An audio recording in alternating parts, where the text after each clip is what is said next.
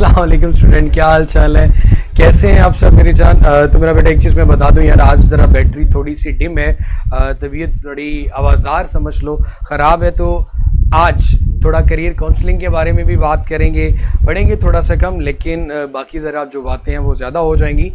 और सबसे पहले तो मैं आपको लोगों का वेट कर लेता हूँ कि कितने लोग जी हमारे पास लाइव हैं। सुने कि ईकेट के बच्चे बहुत एक्स्ट्रा टैलेंटेड बच्चे हैं हमारे पास। एक चीज़ मेरा बेटा जो आप लोगों को से शेयर करना चाह रहा था वो ये है कि जैसे कल भी मैंने आप लोगों को बात की कि कुछ एंट्री टेस्ट जो कि डिफरेंट यूनिवर्सिटीज़ में अंदर लिए, जैसे नम्स वगैरह की बात की जाए तो उसकी वर्कशीट, उसकी जो ड्राइव के ऊपर आज अगर लोग जब विज़िट करेंगे तो आपको चैप्टर 1, चैप्टर 2, चैप्टर 3, चैप्टर 4, 5, 6, 7, 8, 9, 11 इसकी जो इंडिविजुअल वर्कशीट्स हैं वो मिल जाएंगी मेरा बेटा। उनको ज़रा एक दफ़ा सॉल्व करने की कोशिश ज़रूर कीजिएगा। इससे पहले भी वर्कशीट्स कुछ आप लोगों को मिली होंगी, लेकिन आपको दोबारा से फिर वही वर्कशीट्स टिल चैप्टर नंबर 11 तक मिल जाएगी।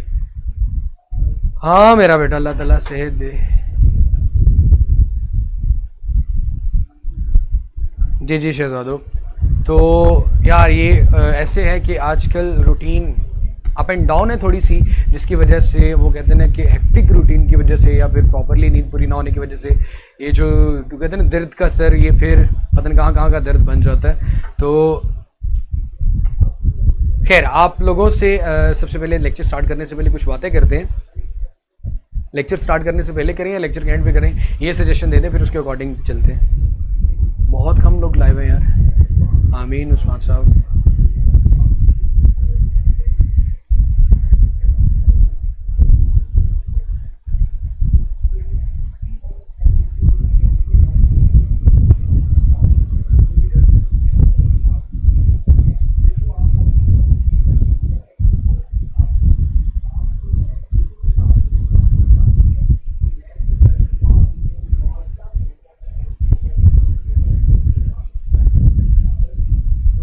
चले मेरा बेटा, आप लोगों से कुछ ज़्यादा नहीं, बस कुछ छोटी सी बातें करना चाह रहा हूँ। वो ये है कि आप लोगों को बड़े अच्छे से इस चीज़ का अंदाज़ा होता है कि इवन ड्यूरिंग द लेक्चर आप लोग जब बात कर रहे होते हो तो मैं सिर्फ आप लोगों को ये नहीं कि यार सर हमेशा इसी बात पे आके हमें खींचना शुरू कर देते हैं या डांटना शुरू कर देते हैं, ऐसा नहीं है। मैं एक छोटी सी एग्जांपल आप लोगों को ज़िंदगी में देता हूँ। इवन कि अगर मैं अपनी लाइफ के बारे में बताऊँ, एक छोटी सी बात सुन लीजिएगा कि जब हम लोगों ने भी स्टार्ट किया था, जैसे कि मैंने इंटर में कलर कार से किया, तो जब कॉलेज से निकल के लाहौर आए तो यकीन करें कि मतलब कहते हैं इंसान सेकेंड ईयर के बाद ना चाहते हुए भी कुछ थोड़ा सा बदतमीज़ हो जाता है और ज़हन में इतने ख्वाब होते हैं, हाँ लाहौर जाएंगे, इतनी बड़ी यूनिवर्सिटी होगी, इधर लड़कियां उधर लड़कियां, दरमियान में हम होंगे, ये होगा वो होगा। ये सारी जो बातें हैं मेरा बेटा, ये आपकी एज में हर किसी इंसान में होती हैं। मैं इन बातों को हमेशा इन बातों को मानता हूँ मेरा बेटा। एक वो टाइम था जब मैं आपको 100% श्योरिटी के साथ कहता हूँ कि मैं एक सेंटेंस बोलता था, उसमें जब तक 3 गालियाँ नहीं निकाल लेता था मुझसे वो बात नहीं हो पाती थी। But with the passage of time जब हमने अपनी सराउंडिंग को ऑब्जर्व किया, यूनिवर्सिटीज़ में लोगों को देखा, टीचर्स ने हमें समझाया सिखाया, ज़िंदगी में धक्के खाए, पता चला कि भाई आपके पास जब बोलने को अच्छी ज़ुबान नहीं है, बात करने को अच्छी तमीज़ नहीं है, मेरे बेटे मैंने कोशिश करूंगा कि आप लोगों के जो कमेंट्स हैं वो साथ साथ में पढ़ता जा रहा हूं। मेरा बेटा बात करने को तमीज़ नहीं है, नज़र में आपकी हया नहीं है, और अगर आप अपनी फैमिली को इज्जत नहीं देते तो एक्चुअली उसका जो नेगेटिव इफेक्ट होता है वो आपकी पर्सनैलिटी पे ये होता है कि जैसे ही आप सराउंडिंग में ऑब्जर्व करते हो तो आपको हर बंदा आपके अगेंस्ट जाता हुआ दिखता है, आप अपने आप को डीवैल्यूड फील करते हो।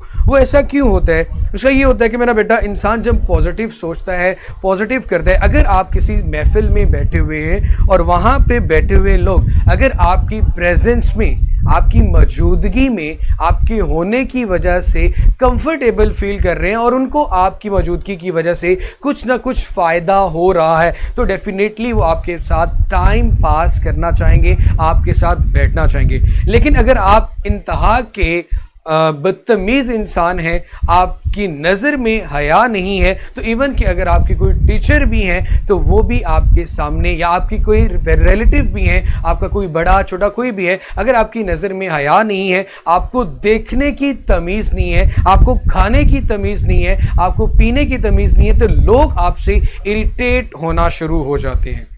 तो मैं ये बात हमेशा से मानता हूं कि कोई भी इंसान पैदाइशी तौर पर इतना ग्रूम नहीं होता कि उसको ये सारे हाव ना हो कि कैसे ज़िंदगी में चलना है और कैसे ज़िंदगी में नहीं चलना। मेरा बेटा, with the passage of time, वक्त गुजरने के साथ साथ हम धक्के खाते हैं, ठोकरें खाते हैं, धोखा खाते हैं, तो हमें सारी चीज़ें सीखने को मिल जाती हैं। अब मेरा बेटा, ये सारी चीज़ें जो मैं आप लोगों को बता रहा हूँ, अब एक एक्सपीरियंस है। अक्लमंद इंसान वो होता है जो सिर्फ ये नहीं कि अगर सामने पत्थर पड़ा है उसके साथ मेरा पांव जख्मी होगा तो ही मैं सबक सीखूंगा, वो दूसरों के एक्सपीरियंस से सीखता है कि हाँ यार, अगर उसने कोई भी काम, जैसे कोई भी अगर एमसीक्यूज या न्यूमेरिकल की बात करो, यार उसने ये स्टेप फॉलो किए तो उसका आंसर गलत आया, अगर सेम वही स्टेप आप फॉलो करने के बाद आंसर गलत आता है और फिर जाके करेक्ट करते हो तो बहुत ही बेवकूफ़ों वाली बात है मेरे भाई। आप में इतनी कॉमन सेंस होनी चाहिए कि अगर एक चीज आपको सही बताई जा रही है, एक चीज आपको सही ट्रैक पे लेके जा रही है, तो आप just adopt the right one. हमें वो राइट पाथ पे जाना है। मैं आपको बड़ा एक छोटा सा हिंट देता हूं, यकीन करें मेरी बात का, स्पेशली जो मेरे भाई हैं, हमारे बड़े ख्वाब होते हैं कि इवन के हर एक को देख के हमें लग रहा होता कि यार हमारे साथ ज्यादती होगी, ये बंदा हमारे साथ क्यों नहीं है। तो मेरा बेटा, एक चीज याद रखना, अगर जिंदगी में आप अपने साथ सिंसियर होते हो। अच्छा मेरा बेटा, तो कुछ टेक्निकल इश्यूज़ की वजह से आपकी जो वीडियो थोड़ी देर के लिए रुक गई। हम जो बात कर रहे थे, एक्चुअली मैं आप लोगों को आपके जो एटीट्यूड है, आप लोगों की जो थिंकिंग होती है, इवन कि जब हम सेकेंड ईयर के बाद या फिर एक अपनी लाइफ में एक्सेल करने जा रहे हैं, एक्सेलरेट होने जा रहे हैं, तो यार कुछ इंपॉर्टेंट चीज़ें जो मैं आप लोगों को बताना चाहूँगा before becoming a university student, वो ये है मेरा बेटा। इवन कि कल भी करियर काउंसलिंग का 7 बजे आई थिंक सो एक सेशन है जिसमें मेरा जो काम होगा वो तो मैं आप लोगों को बता दूंगा कि यूईटी के जो टेस्ट है वो किस किस यूनिवर्सिटी में एप्लीकेबल हैं, एक्सेप्ट जो आप लोगों के जो यूईटी है, या उसके अलावा कहाँ कहाँ पर आप एडमिशन ले सकते हैं। जी मेरे बेटे, तो बात सिर्फ और सिर्फ इतनी सी है कि अगर आप यूनिवर्सिटी के स्टूडेंट बनना चाह रहे हो या जा रहे हो, चाहे आप वो भाई या बहन, लड़का या लड़की, कुछ भी हो, मेरा बेटा एक चीज़ याद रखो कि हर इंसान की ज़िंदगी में, हर इंसान के लिए कुछ ना कुछ प्रिंसिपल, कुछ असूल सेट करने होते हैं। जो ना चाहते हुए अपने ज़मीर में उसको फॉलो अप करेगा तो ज़िंदगी में एक पुरसुकून ज़िंदगी भी गुजारेगा। देख, आपने ये कह दिया कि यार मैंने कभी किसी के साथ ज़्यादती नहीं करनी, अगला बंदा कुछ भी कर ले यार, मैं हमेशा ही बात करता हूँ कि हर जगह पे मुकाबला नहीं किया जाता, कुछ जगहों पे हम पेशेंस भी रखते हैं। अब मेरे बेटे, जब आपने ये चीज़ नोट कर ली कि मैंने किसी के साथ ज़्यादती नहीं करनी, तो खुदा ताला की ज़ात कभी आपके साथ ज़्यादती नहीं होने देगी। बट ये सारी चीज़ें इंसान में तब डेवलप होती हैं जब उसको हुजूर अपने अल्लाह और उसके हुजूर पर पूरा यकीन हो कि हाँ, अल्लाह पे अगर मेरा कामिल यकीन है, मुझे इस मसले में अगर अल्लाह ताला ने डाला है तो उसमें निकालने वाली भी ज़ात भी सिर्फ अल्लाह ताला की ही है। तो मेरे बेटे, एक तो ये चीज़, और दूसरी ये चीज़ कि ज़िंदगी में आज या कल मैं आप में से कोई मर जाता है और लोगों को कोई फ़र्क नहीं पड़ता हमारी मौत पे, इसका मतलब है हमने जो ज़िंदगी गुजारी है वो बिल्कुल फजूल ज़िंदगी गुजारी है। हमें ऐसी ज़िंदगी गुजारनी है, हमें ऐसे मुकाम पे पहुंचना है, हमें ऐसे गोल सेट करने हैं जिस पे सिर्फ मेरा नहीं, मेरी सराउंडिंग को मेरा फ़ायदा पहुंचे।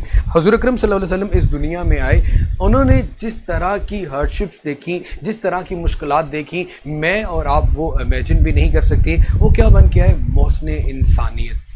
हमें भी यही चीज़ बताई गई कि हमने भी दूसरों का फ़ायदा सोचना है, इस नीयत से दूसरों का फ़ायदा सोचना कि वो मुझे भी फ़ायदा देगा। तो मेरा बेटा, ये सबसे बड़ी बेवकूफ़ी होती है। हमेशा जब भी किसी को फ़ायदा पहुंचा रहे हो तो कभी उससे रिवॉर्ड की उम्मीद नहीं रखनी। ज़िंदगी में कभी किसी डिप्रेशन, किसी परेशानी का शिकार नहीं होगे जब रिवॉर्ड सिर्फ़ और सिर्फ अल्लाह ताला की ज़ात से मांगोगे, अल्लाह ताला की ज़ात से लोगे और इस बात भी यकीन रखोगे हाँ, मुझे किसी न किसी तरह से इस चीज़ का जो रिवॉर्ड है वो अल्लाह ताला की ज़ात से मिलेगा। तो मेरा बेटा, आई डोंट थिंक सो कि आपको कभी ऐसा सोचने की ज़रूरत पड़ेगी कि यार मैंने तो तुम्हारे लिए बड़ा कुछ किया, मैंने तो तुम्हारे लिए बहुत कुछ किया, लेकिन तुमने मेरे साथ कैसे कर दिया, मैंने तुमसे ये उम्मीद नहीं करता था। मेरा बेटा, इंसान से उम्मीद लगाना सबसे बड़ी बेवकूफ़ी होती है। उम्मीदें सिर्फ खुदा की ज़ात पे लगाई जाती है। और सब्र करने का तरीका बता दे, सिर्फ गुस्सा बहुत जल्दी आता है। मेरा बेटा, एक चीज़ याद रखो, गुस्सा हमें कब आता है? जब कोई भी काम हमारी ख्वाहिश के मुताबिक ना हो रहा हो,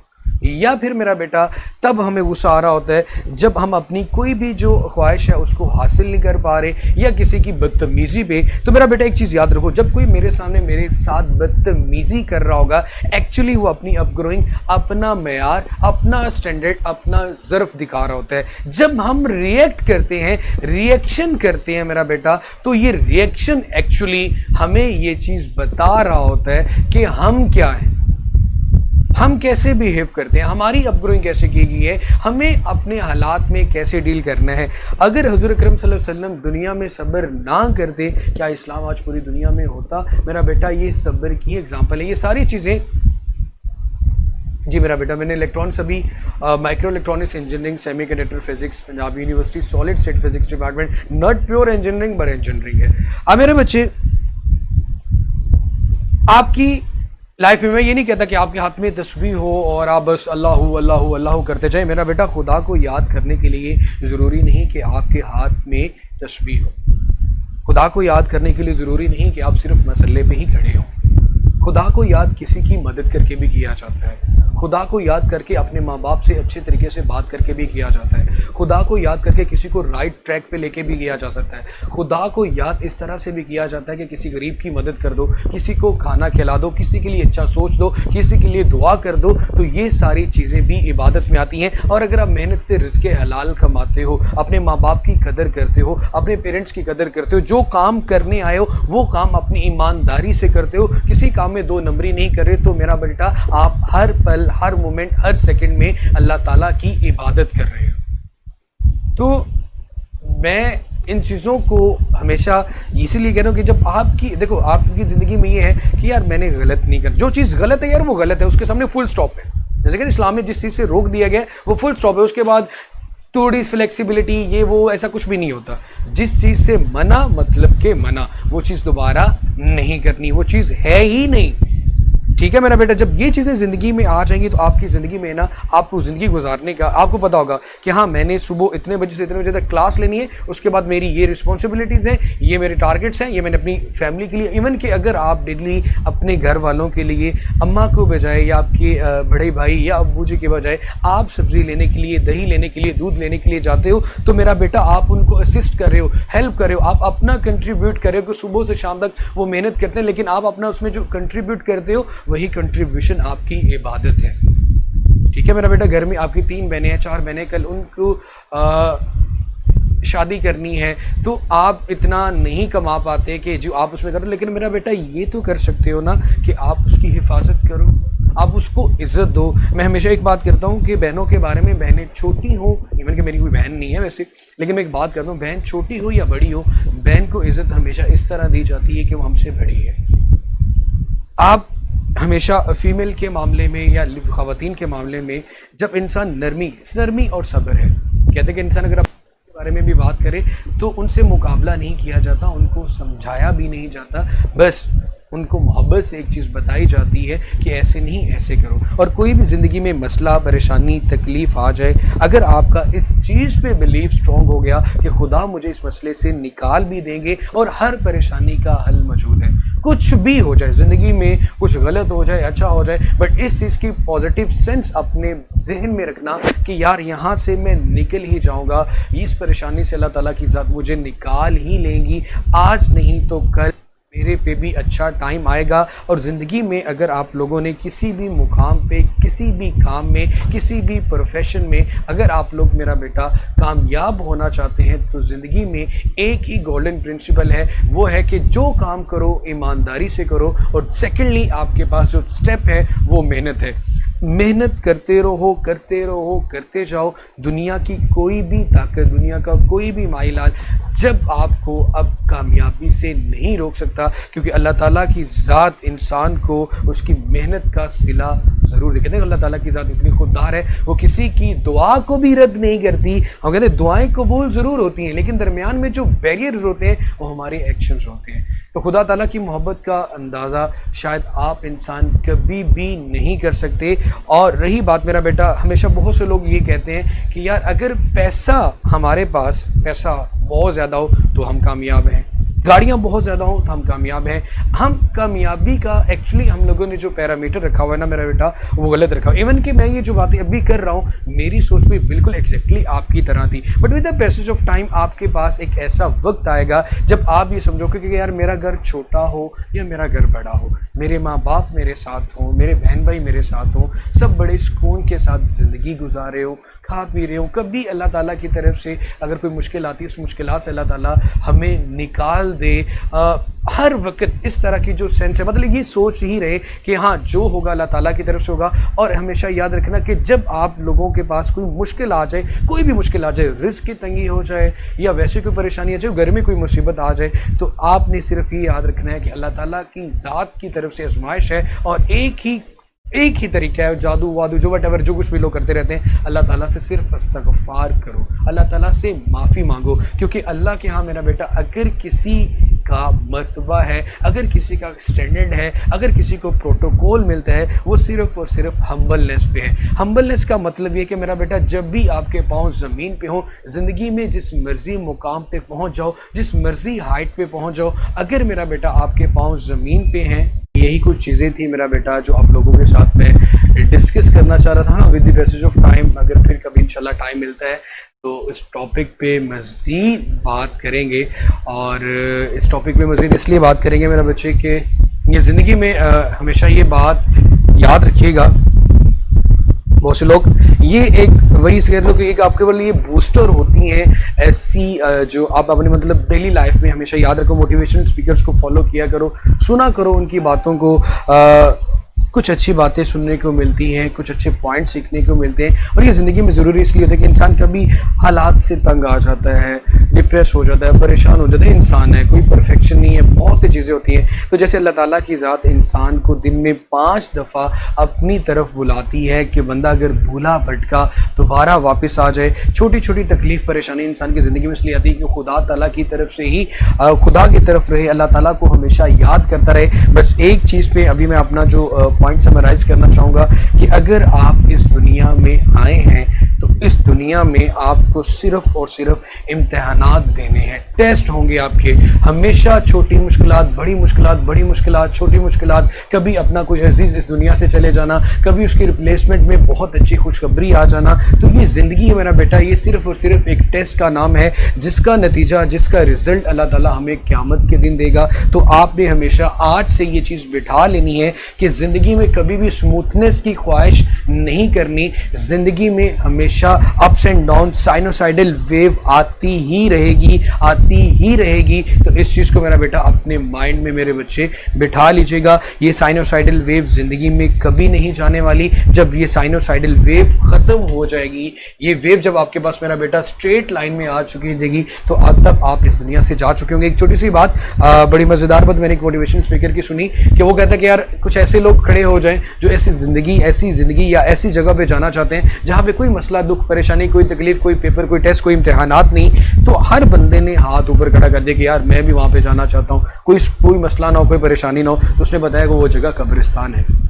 कब्रिस्तान में इंसान को हो सकता है कि किसी किस्म की दुनियावी परेशानी, मुश्किलात ना हो, लेकिन मेरा बेटा जब तक आप ज़िंदा हैं आपको इम्तिहानात से गुज़रना है, आपको हार्डशिप्स देखनी है। और वही चीज़ का मज़ा है यार, वही तो ज़िंदगी है। अगर ये नहीं होगी तो फिर इस चीज़ को ज़िंदगी नहीं बल्कि वो मौत होगी आप लोगों की। तो Faraday law of electromagnetic induction के कुछ पॉइंट्स रह गए थे मेरा बेटा, अब उनको हम कुछ कर लेते हैं ताकि हमारा जो मेन मकसद है उसको भी हम अचीव कर लें। और ये जो आज करियर काउंसलिंग का सेशन है, ये with the passage of time जब मेरा दिल करेगा, जब मुझे फील होगा, क्योंकि मैं जब देखता हूँ कि हमारे बच्चे, ज़री सी बात है मेरा बेटा, आप लोग आगे एक्सिलरेट होने वाले हो, प्रमोट होने वाले हो, अभी ज़िंदगी में आपने बहुत कुछ सीखना है। तो मेरा ये मानना है कि किसी को अच्छी बात बता देना भी सदका जारिया होता है। तो मेरा बेटा, जब आप सिर्फ एक चीज़, आज दो चीज़ें अगर अपने माइंड में रख लेना कि एक तो ज़िंदगी में ये टेस्ट है और दूसरा चीज़ अल्लाह ताला की ज़ात पे आपको मुकम्मल यकीन होना चाहिए और अपने अंदर नेगेटिविटी को दूर रखें। नेगेटिविटी और नेगेटिव लोगों को अपनी लिस्ट से भी रिमूव कर दें। हाँ, शुरू में मुश्किल होगी, तकलीफ होगी, लेकिन मेरा बेटा at the end of the life या एट द एंड आप लोग ज़िंदगी में सुकून में रहेंगे। और सबसे इम्पोर्टेंट बात ये कि आपके साथ अगर कोई सिंसियर है तो खुदा ताला की ज़ात है, आपकी फैमिली है, इसके अलावा मेरा बेटा कोई नहीं हो सकता। जी मेरे बेटे, तो इनके ज़रा कमेंट सामने कीजिएगा यार, एक स्टार्ट करूँ। सो वेराइटी ऑफ इलेक्ट्रोमैग्नेटिक इंडक्शन में थी वो ये थी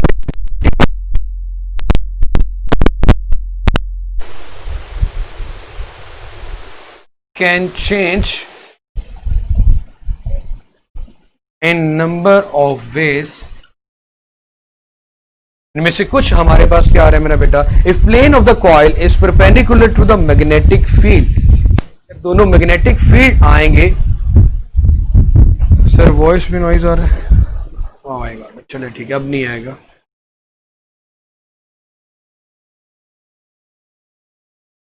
if plane of coil is perpendicular to magnetic field, angle अगर आपके पास 90 डिग्री का आ रहा हो, तो मेरे बेटा axis of coil is perpendicular to magnetic field, तो आपके पास मेरा बेटा हम ये कहते हैं रोटेटेड बाय, ये लिख लेते हैं, एंड फिर उसको रोटेट किया जा रहा है, रोटेटेड बाय 90 डिग्री, और उसको आपने अगेन रोटेट कर दिया 90 डिग्री से। तो फर्स्ट ऑफ ऑल जब एंगल 90 डिग्री था तो फ्लक्स आपके पास क्या आ गया मेरा बेटा, जीरो। अगेन आपने उसको 90 डिग्री से रोटेट कर दिया तो आपका फ्लक्स आ गया, अगेन उसी पोजीशन पे चले गए तो बी ए, दोनों में फ्लक्स में क्या चेंज आया, आप क्या करोगे, जीरो माइनस बी ए, हमारे पास जो फ्लक्स आ जाएगा वो माइनस बी ए के इक्वल आएगा।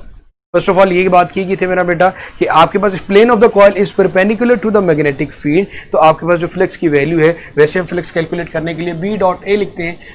तो मेरा बेटा बी ए कॉस थीटा अगर लिखे तो आपके पास जो फाइनल फ्लक्स की वैल्यू आएगी वो जीरो आ जाएगी। लेकिन अगर आपने उसको क्या कर दिया, अगेन आप लोगों ने सबसे पहले फ्लक्स की वैल्यू बी ए निकाली, लेकिन उसके बाद आपने फाइनल की वैल्यू जीरो रखी, तो चेंज निकालोगे तो जीरो माइनस बी आ जाएगा।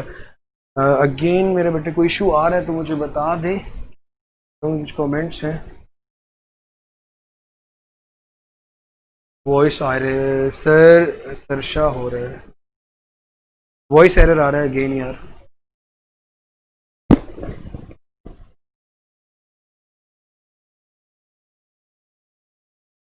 जी अब क्लियर है मेरा बेटा, मुझे बता दें।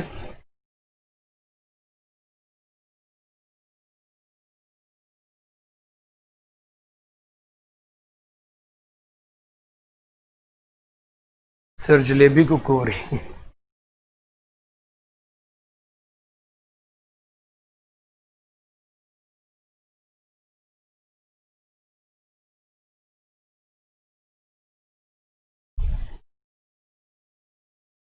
जी अहमद क्लियर है बेटे, अब चलिए गुड है। तो सेकंड पॉइंट, फर्स्ट पॉइंट हम लोगों ने लिखा अगर मैग्नेटिक फ्लक्स चेंज हो इन नंबर ऑफ वेज में चेंज हो सकता है। अगर आपके पास plane of the coil magnetic field के परपेंडिकुलर है और देन आप उसको रोटेट करते हो 90 डिग्री से, दोनों का चेंज निकालते हैं तो माइनस बी ए के इक्वल आता है। इसी तरह अगर plane of the coil is perpendicular to आर है मेरा बेटा मैग्नेटिक फील्ड, एंड सडनली इसमें से मैग्नेटिक फील्ड ड्रॉन हो रहा था, if plane of coil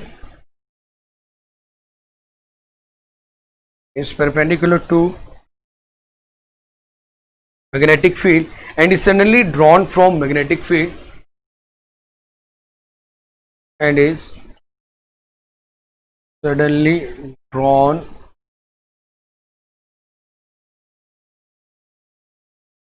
from magnetic field, तो देन हमारे पास मेरा बेटा इसका जो फ्लक्स में चेंज की बात करेंगे वो अगेन 90 पे जीरो माइनस बी है, तो ये अगेन माइनस बी आएगा।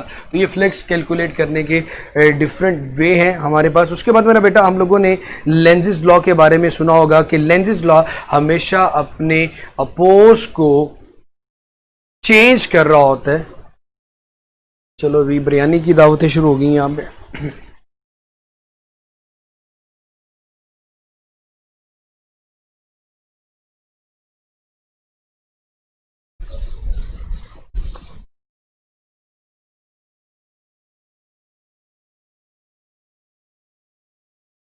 So Lenz's law actually another statement of conservation of energy.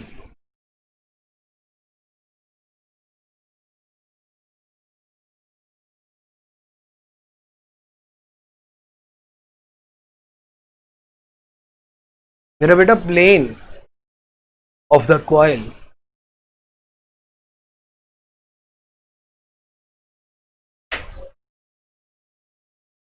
another statement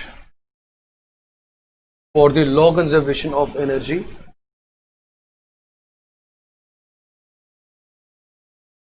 For the law of conservation of energy, इसमें हमेशा सिंपली एक ही चीज याद रखने वाली होती है मेरा बेटा कि आपके पास Lenz's law actually direction of induced current की बात करता है, ना कि इंड्यूस्ड ईएमएफ की।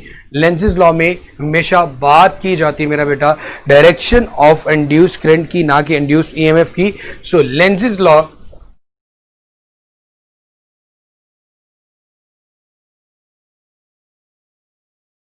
Lenz's law directly refers to direction of induced current,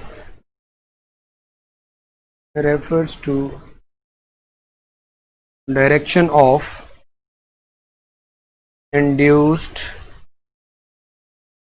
current, directly refers the direction of induced current, not induced EMF.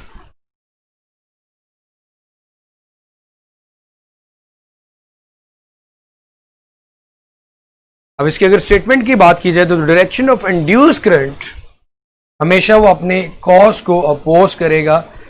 Direction of induce current is always so as to oppose the change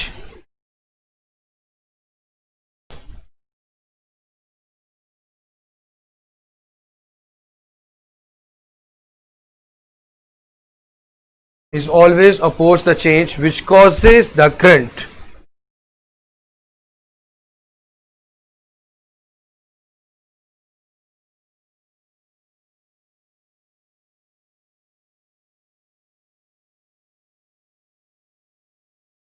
जो cause बनती है आपके पास EMF, जरी सी बात है मेरा बेटा। सबसे पहली बात तो ये कि जैसे कि अगर आपके पास कोई कॉइल है, उस कॉइल के एंड पे हम जरी सी बात यहाँ पे कोई गैल्वेनोमीटर लगा देते हैं डायरेक्शन ऑफ करंट देखने के लिए। अब मेरा बेटा इस कॉइल के करीब जब एक परमानेंट बार मैग्नेट लेके जाता हूं, ये इसका नॉर्थ फील्ड है और ये आपके पास साउथ फील्ड आ रहा है। जब इसके बाद परमानेंट बार मैग्नेट लेके जाऊंगा तो मैग्नेट को एक कॉइल के अराउंड मूव करवाने की वजह से इसमें मैग्नेटिक फील्ड इंड्यूस होगा। उस मैग्नेटिक फील्ड की वजह से इसमें इलेक्ट्रिक फील्ड इंड्यूस हो जाएगा, मतलब ईएमएफ इंड्यूस होगी और ईएमएफ इंड्यूस होने की वजह से इलेक्ट्रिक करंट इंड्यूस होगा। इंड्यूस करंट हमारे पास गैल्वेनोमीटर की जो डिफ्लेक्शन है वो इंडिकेट करेगी कि बार बार मैग्नेटिक फील्ड के चेंज होने की वजह से एक कॉइल में आपके पास ईएमएफ इंड्यूस हुई। अब ये बात की जा रही है कि इस कॉइल के अंदर जो इलेक्ट्रिक करंट की डायरेक्शन है वो अपने कॉज को, जो कॉज हमारे पास परमानेंट बार मैग्नेट है या कोई भी कॉज आपके पास होता है इंडक्शन ऑफ द करंट का, उसको ये हमेशा अपोज करेगी। अपोज ये करेगी कि मेरा बेटा जब आपके पास इसमें इलेक्ट्रिक करंट आएगा, इलेक्ट्रिक करंट की वजह से मैग्नेटिक फील्ड की वजह से ईएमएफ भी इंड्यूस होगी। तो मेरे बच्चे जब आप इस बार मैग्नेट को इसके करीब लेके आएंगे तो यहां पे जो फील्ड प्रोड्यूस होगा वो आपके पास नॉर्थ होगा और यहां पे जो फील्ड होगा वो साउथ, मतलब ये उसको अपने से अवे करने की कोशिश करेगा। आपको मेरा बेटा पता है कि जब आपके पास एंटी क्लॉकवाइज डायरेक्शन करंट हो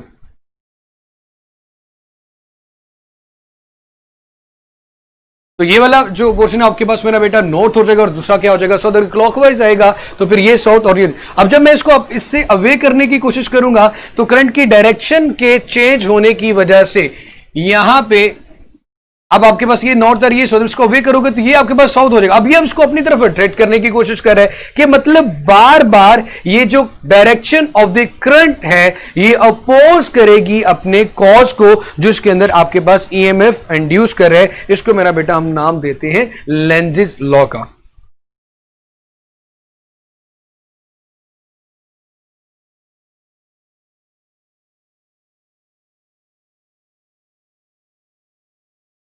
उसके बाद मेरा बेटा एक एमसीक्यूज दो तीन आप लोगों के सामने डिस्कस करना चाह रहा हूं, जरा देखिएगा। लेंजिस लॉ की मेरा बेटा बात कर रहे थे, अब इसके एमसीक्यूज को जरा देखिएगा और बताइएगा। अभी हमने जो प्रीवियसली जो टॉपिक्स डिस्कस किए चैप्टर नंबर 15 के, चैप्टर नंबर 15 आज तो नहीं लेकिन कल फाइनली एंड हो जाएगा इंशाल्लाह। उसके बाद यार जो नेक्स्ट वीक आ रहा है उससे पहले पहले इसको खत्म करते हैं।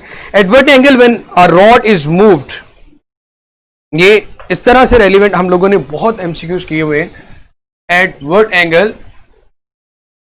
किस एंगल पर, when a rod is move in when a rod is moved in a uniform magnetic field, in a uniform magnetic field such that induced EMF such that induced EMF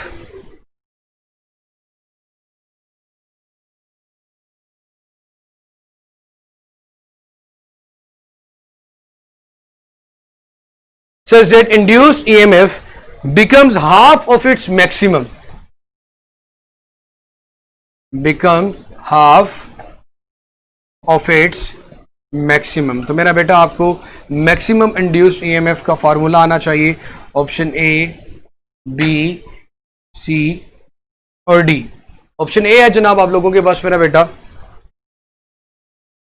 30 degree, ये आपके पास आ गया 45 degree, ये आपके पास आ गया मेरा बेटा 60 degree and the last one is 90 degree.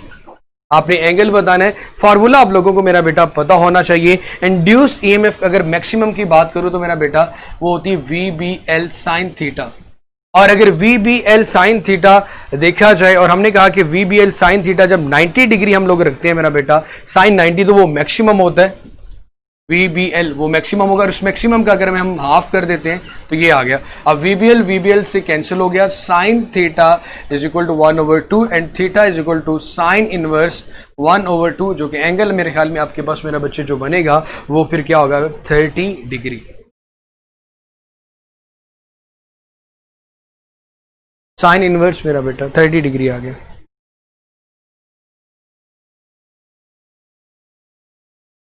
अच्छा मेरा बेटा आगे आप लोगों ने जो चीज बतानी है, according to Lenz's law,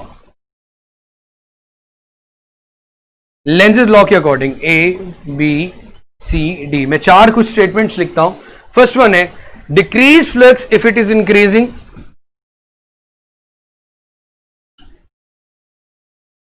decrease flux if it is increasing, oppose the cause which produce it,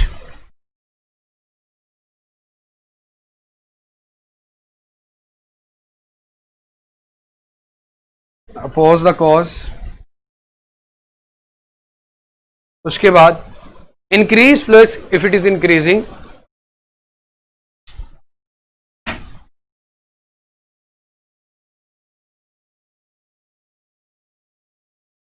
increase flux जहरी से नेगेटिव साइन आएगा तो वो डिक्रीज हो रही होगी।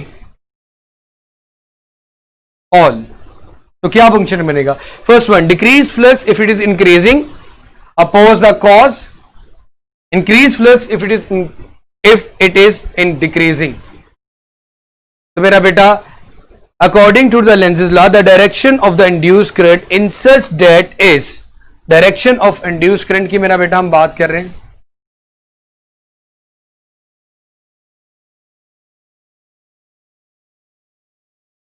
Direction of induced current, decrease flux if it is increasing, oppose the cause, direction increase flux if it is decreasing। all जी रिमशा बेटा, D Abu Bakr.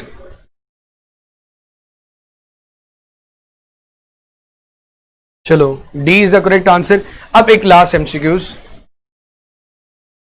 The change of induced EMF is the cause of induced EMF is. अगर आप बार बार मेरा बेटा एक bar magnet को coil के अंदर move करवा रहे हो, तो मूव करवाने की वजह से एक्चुअली जो चेंज आ रहा है वो number of magnetic field lines में चेंज आ रहा है। जब number of magnetic field lines में चेंज आता है तो मेरा बेटा आपके पास मैग्नेटिक फ्लक्स में चेंज आ रहा होता है। तो एक्चुअली जो आपके पास लेंज़ेस लॉ में अगर बात करो, जो रीजन होती है इंड्यूस्ड ईएमएफ की मेरा बेटा, वो कौन सा फिर पॉइंट होगा? अभी मैंने आपको बता दी है, चेंज इन फ्लक्स की जो रीजन है वो है हमारे पास इंड्यूस्ड ईएमएफ की रीजन। कि हमारे पास जो ईएमएफ इंड्यूस होता है वो किसकी वजह से चेंज हो रहा है मेरा बेटा, या किसकी वजह से इंड्यूस हो रहा है? Due to change in flux. And change in flux का मतलब मेरा बेटा कि आपके पास कि वहां पे मैग्नेटिक फील्ड लाइंस में चेंज आ रहा है।